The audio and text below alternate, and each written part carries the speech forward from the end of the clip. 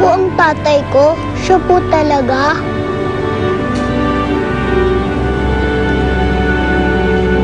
Bakit po ganon? Nung una galit kayo sa kanya.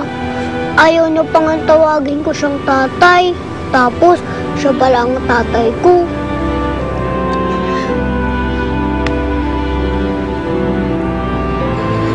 Lagi ko kayo kinukulit.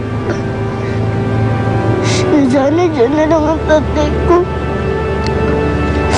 Pero ayaw niyo.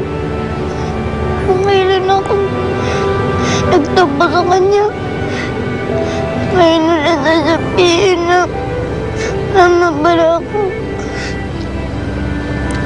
Sabi ko na nga ba eh. Tama po ako. Ba't di niyo agad sinabi, Nay?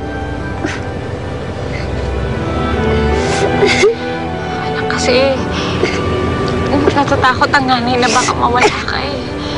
Ayoko mawala ka. Kaya hindi ko agad sinabi sa'yo.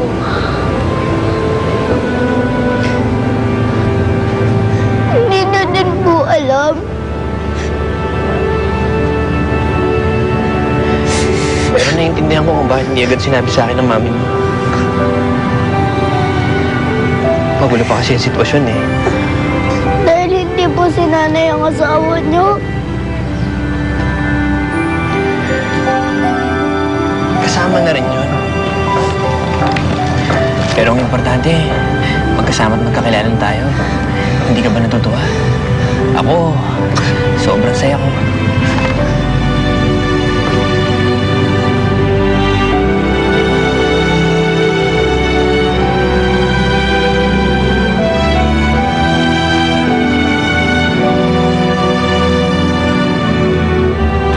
Wala pa tayo umiyak.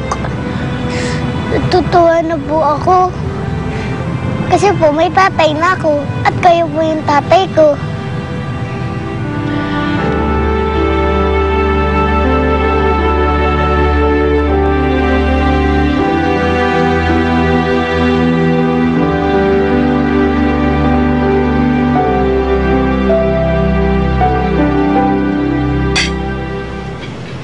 Oh, bakit ayaw mo ba ng pagkain? Ha? Hintayin ko po si Ninong. Si tatay pala. Ang tagal naman niya. Naku, eto naman. May binili lang sandali yun, babalik agad yun. Sandali pa lang kayo nagkakahiwalay, kayo naman. Nay, salamat po ha.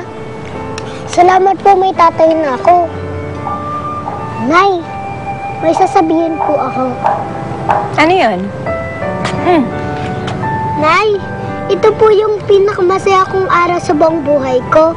Sana po lagi tayong ganito. Ay, naku, huwag ka mag-alala, anak. Ha? Pipilitin ko. Pipilitin kong maging masaya.